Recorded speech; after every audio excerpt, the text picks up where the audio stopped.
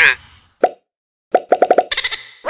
Donc, déjà le 1er septembre, l'été ici en Gaspésie commence déjà à tirer à sa fin. C'est la rentrée scolaire et c'est également le temps de vous présenter nos meilleurs vendeurs du mois d'août. On a eu un très bel été ici en Gaspésie, ensoleillé. La première position est allée au jeu Hitster 100% franco.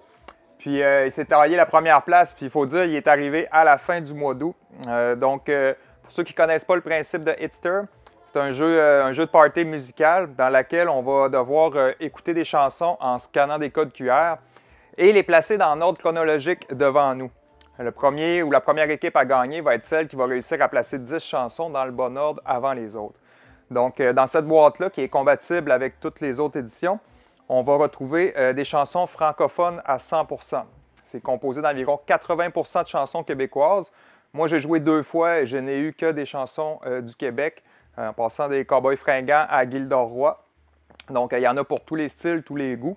Donc, c'est un jeu de party vraiment amusant. Les gens qui ne sont pas au courant, essayez-le, il vaut vraiment la peine. C'est un jeu qui promet. On a une nouvelle boîte qui va être là au mois de septembre, au mois prochain. Donc, en fait, ce mois-ci. Ça va être Plaisir coupable qui sera disponible. Mais pour l'instant, c'est le 100% francophone qui s'est taillé la première place. En deuxième place, c'est une petite nouveauté du mois d'août. Donc, c'est Nekojima, qui est en fait l'île des chats au Japon. C'est un jeu pour toute la famille, là, à partir de 7 ans et plus, pour 1 à 5 joueurs, pour des parties d'une quinzaine de minutes tout au plus. C'est un jeu qui est quand même différent de ce qu'on connaît parce que c'est un jeu d'adresse et d'habileté où est-ce qu'on va devoir placer des fils et des chats en équilibre sans que les fils se touchent. Donc, c'est vraiment un jeu là, qui va mettre à profit notre dextérité, notre habileté. Et intéressant aussi qu'il y a 2 modes de jeu. Donc, vous avez un mode coopératif et vous avez également un mode compétitif. Donc, en deuxième place, c'est Nekojima pour 1 à 5 joueurs à partir de 7 ans, des parties d'une quinzaine de minutes. En troisième place, eh bien, c'est Littoral, encore une fois. Je pense que ça doit faire au moins 4 mois qui est dans le top 5 de l'île au jeu. Littoral, un jeu québécois qui a été, c'est un Montréalais, Brian Burgon, excuse-moi Brian si j'ai un peu fait mal à ton nom, mais ce gars-là a créé un petit jeu très simple pendant un voyage aux îles de la Madeleine. Donc, c'est un jeu dans lequel on va piger des jetons en bois. En fait, le jeu est composé d'un sac et de jetons. Et on va piger et selon la face qu'on va utiliser, on va marquer des points, capturer d'autres jetons. Et la partie prend fin quand le sac est vide et quand c'est celui qui a le plus de jetons qui va l'emporter. Donc, c'est aussi un jeu familial pour 1 à 5 personnes, des parties d'une vingtaine de minutes.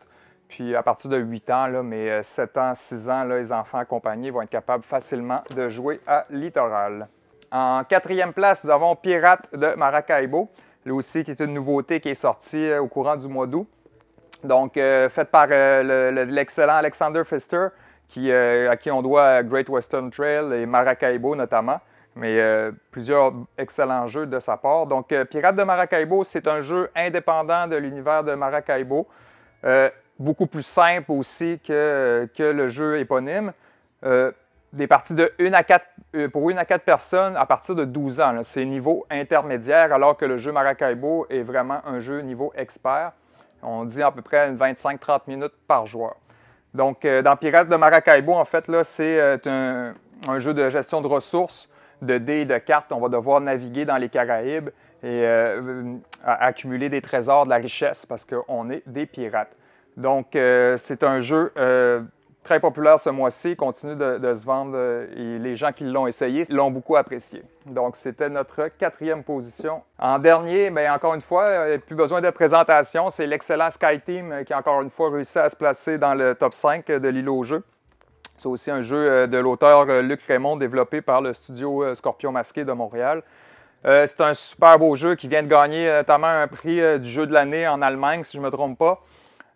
Excellent jeu où est-ce qu'on va incarner un pilote et un copilote d'un appareil, d'un avion qu'on va devoir poser sur divers aéroports dans le monde.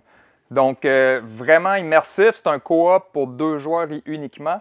Le génie de l'auteur, c'est d'avoir réussi à nous faire sentir dans un cockpit en plaçant simplement un dé tour à tour. Donc, c'est des parties vraiment rapides où est-ce qu'on va placer nos dés sur différents endroits du plateau. Et chaque dé va avoir son importance, sa valeur, tout ça va impacter le bon déroulement de nos atterrissages. Donc, ceux qui ne le connaissent pas, je le recommande chaudement. C'est un coup de cœur ici pour toute l'équipe. Donc, il s'agit de SkyTeam pour 2 joueurs coop, des parties d'une vingtaine de minutes avec une difficulté qui va en augmentant. Et voilà, c'était le top 5 de nos jeux du mois d'août chez L'Île aux Jeux.